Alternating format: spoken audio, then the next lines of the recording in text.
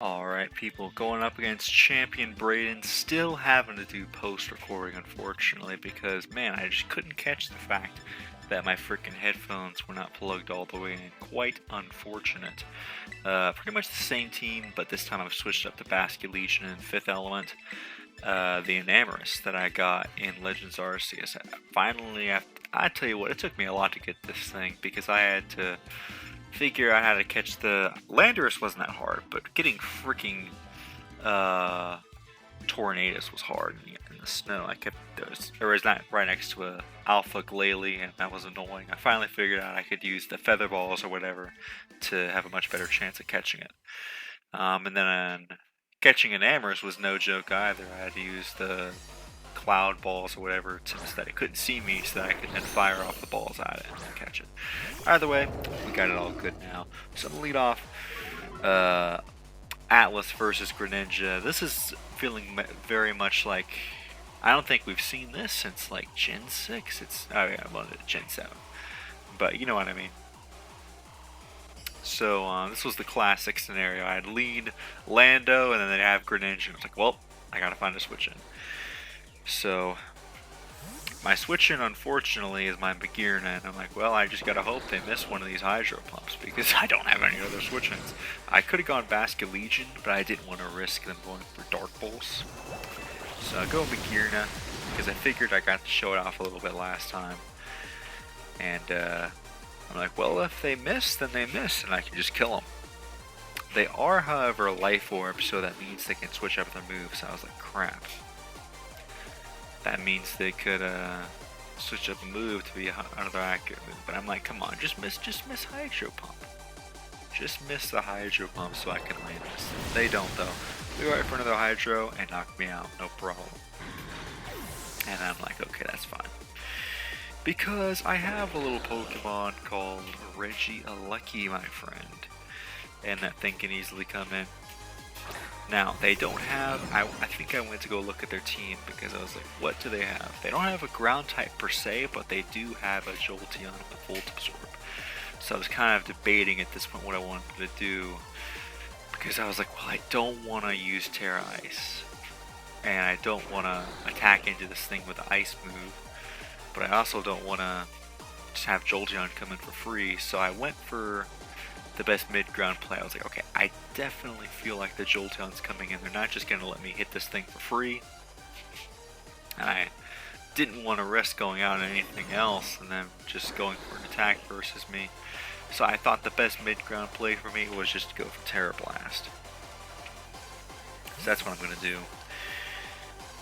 Looking back, it probably would have been safe to also just switch, but I think this works out for me just fine. Because they go out into their Jolteon. I'm going to hit him with a Life Orb Terra Blast. And it does like 50, no, not 50, I mean 45%. They're at like 55% still. And I'm like, hey, that's range, brother, for my Terra Blast Ice. So I'm going to go for it now. Because it does pretty well versus their team. Of course, they do have a Dragonite, so you already know what that means. It's going to be Terra Normal, so it's not like it's going to be super effective versus them anyways. But it helps, so. Finally, Regieleki has some more coverage. Much more than just, it has 2 stabs now. It's effectively an Ice Electric type. The perfect type. With a monstrous special attack stat. Of course, the special attack for its Ice type moves isn't that great, but it's enough to be able to hit whatever it needs to. And then everything else it can just Thunderbolt. With its Transistor ability. And then just you wait till I get some electric terrain going. I don't think it has rising voltage. I'm pretty sure I checked and it doesn't have it. I'd be running it if I had it with electric terrain, but it doesn't. That's fine though. So they go into Iron Moth, and their special attack was high, and thank goodness, because I'm not sure if it outspeeds, but this is a good time for me to find out though, right? If I can find my phone, there it is. So, because I am running a modest nature, because I figure 200 base speed, there's not much reason for me to run timid that I know of, but I should probably look it up now just to see. Regieleki. So I'm going to send up Basket Legion because I am Scarf And they're gonna go for a fire dance. I figured I could resist most of their hits. And we're gonna resist that no problem. And because of the fact that they are, what's it called? The fact that they're not booster energy speed, I can easily outspeed them. And then go on to something else, and they can take a nice little wave crash. So, let me calc versus Iron Booster energy. Let's say speed. To get it 525. And then, Rash. Yeah, 499. So just as I thought, I wouldn't outspeed them. If I was running Timid, I hit 548. How much is Iron Valiant at +1? Because it might be worth 546. Okay, folks, it might be time to start running Timid Regieleki as long as it's legal. Because I outspeed +1 Iron Valiant, which is very good. It's like one of the fastest mons in the tier, basically. I mean, what's faster than +1 Iron Valiant? Is Roaring Moon faster? And let me look versus Dragonite. So if we look versus offensive, +2, 518, we're faster than +2 Dragonite. Versus, I wouldn't be otherwise. So it might be worth it to run Timid from now on. So I might have to change that. I mean, they can still have E-Speed, but the fact is I can also have E-Speed, so good time for me to calculate how much E-Speed does too. Oh, I've been losing track of the game here. My bad. So I brought out 5th Element because I wanted to get some nice superpower going off versus the Corviknight. Obviously, with this thing coming in, I'm going to have to get out of here because they're just going to knock me out with Sludge Wave, I already know. So, I'm like, okay. I'm really thinking about it here, but I think at the end of the day I'm going to go Enamorus and get us some rocks, because I was calculating this all in my head. I'm like, I'm going to go Enamorus, I'm going to get up my rocks, they're going to go Corviknight, they're going to defog, I'm going to be right back in the same situation, and they're going to roost up. I didn't want the Corviknight to roost up, I wanted to get more chip off on that thing. I also wanted rocks up in case of this thing. So I figured what I could do is I go out and Enamorus, I get my rocks up, they're going to be forced to go for a defog on my switch, and that's when I bring in the contrary power. Because if I'm contrary, they can miss Sludge Wave. And then from there I can start sweeping with an Enamorus potentially. So that's what I was going to go off of. And if I missed, then I missed, and then I break the cycle either way. And I bring in Basculegion safely. So that's my plan. I would very much like it, prefer it, if I could just get rid of this thing. If I can't though, that's okay. Anyways, back to calculating extreme speed. E-speed only does 11 to 13%, but that might be while the multi-scale is still active. So let's just say it has 322 HP. So in reality it does 21 to 26. So if you get to be down to 21 to 26, then you're good. The thing is though, I like running Volt Switch, Thunderbolt, Rapid Spin, and what's it called? Terra Blast. But it might be worth running E-Speed just so that you can have a chance of taking out Dragonite, even if it's a +2. So I'm gonna go 5th Element. Of course, that's only if you whittle it down enough, but it gives you a chance, I guess. Was I calculating Life Orb too? And that's with Timid. Hang on, I should. Let's do Naive. So in reality, it is 24 to 29. That's better. That's better. That's with Life Orb. Alright. So, I've got my +1 to evasion. This happened before. This was way back. Must have been 2014. I'm thinking about the time of Smash Bros. The Smash Bros. Demo on the 3DS. So sometime early to mid-fall 2014. Whenever I was running Malamar, and I remember going into Mandibuzz and getting the evasion boost. I might have even come in on webs and gotten a speed boost too. It was pretty epic.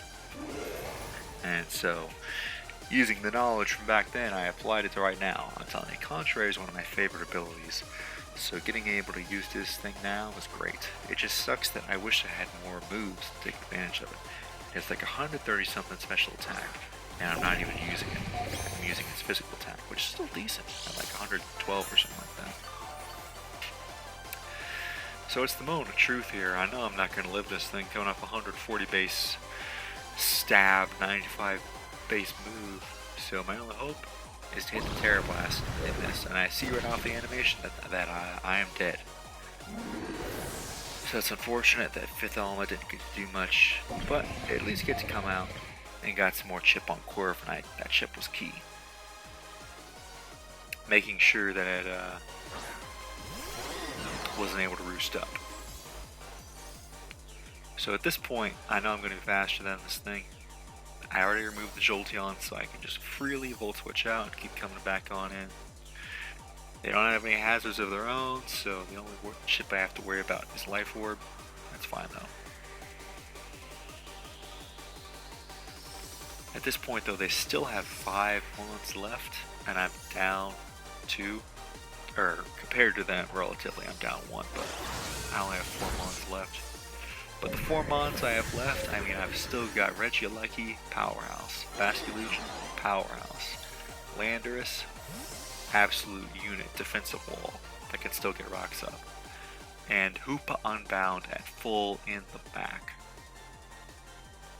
So at this point I'm going to bring it in just to try to do as much damage to anything as possible. And at this point,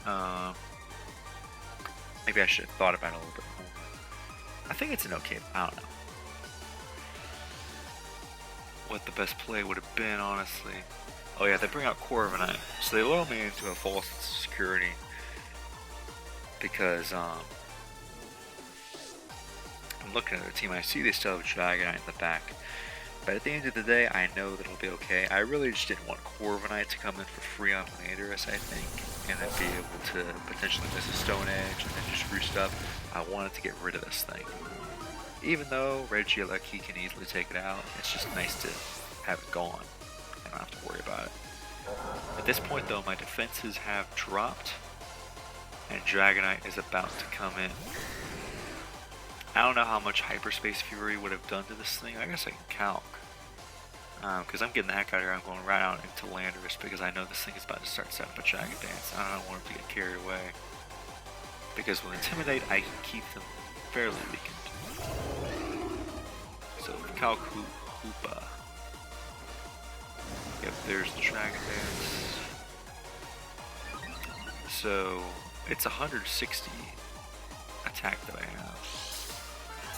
Let's go with Adamant, and then Choice Band.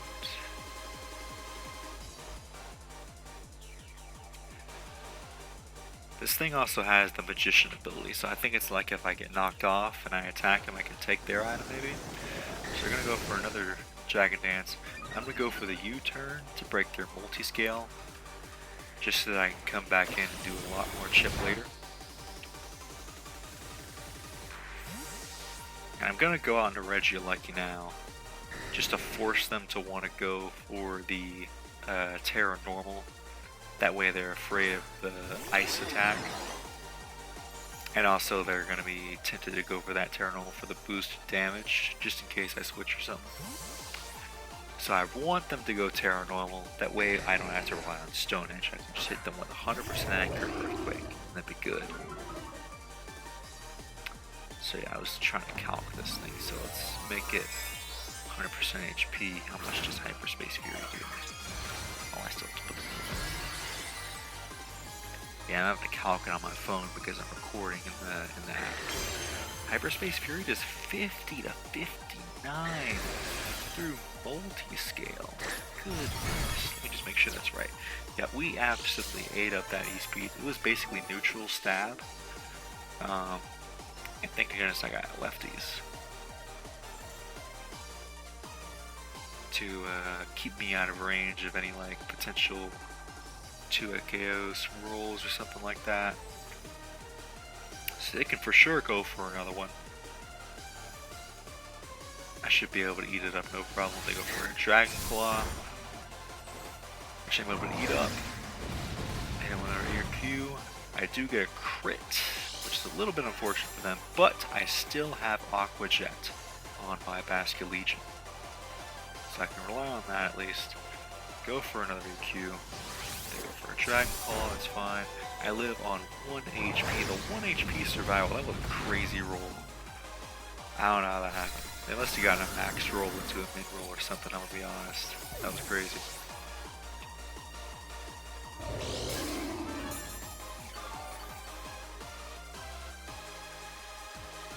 Yeah, Hyperspace Fury, if it takes a little bit of chip, does 101 to 119 to Dragon Controls Band. Pretty crazy. So I forgot this Greninja was still alive. I'm just gonna sack off Atlas. I don't really need it at this point. And I think I did a bit of a misplay in the next turn. But I was just so excited to use Hoopa, I wanted to bring it out. I was like, I know for sure that I can live this thing, but I forgot that they're going for Dark Pulse because they want to be 100% accurate. And I realized as I brought it in, I was like, huh, you know what? They could probably flinch me here, can't they? Alright, I'm going to go for the Hyperspace Fury as they go for the Dark Pulse. And I was thinking, like, man, please don't flinch. And sure enough, they get the flinch. And I'm like, okay, I'm not going to do this. I'm going to have to sack off Basket Legion, unfortunately. Just to be safe, I think. Because I didn't want to risk them critting or getting a flinch. Because I really need Hoopa to be able to knock out the Goodra. So at this point, I think I'm going to go Basket Legion and sack it off.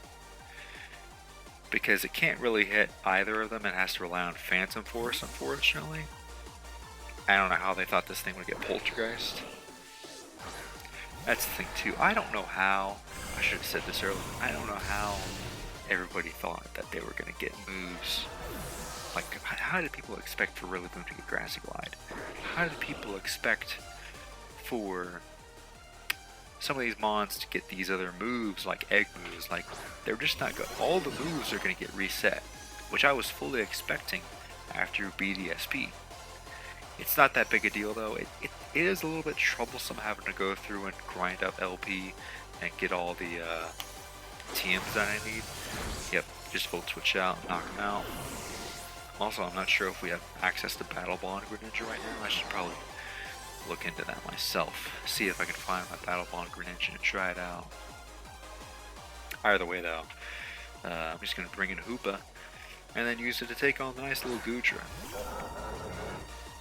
I will say, though, it would have been very nice to have those spikes up like in the last game from Ceaseless Edge. It's going to be very good to have that. Because the fact that you can just keep on spamming it and get 2 things done in one. It's one thing to set up rocks with an attack. Another 1 HP survival. Just having rocks would have been nice to knock this thing out. It's okay though, because Big Hoopa is still able to survive.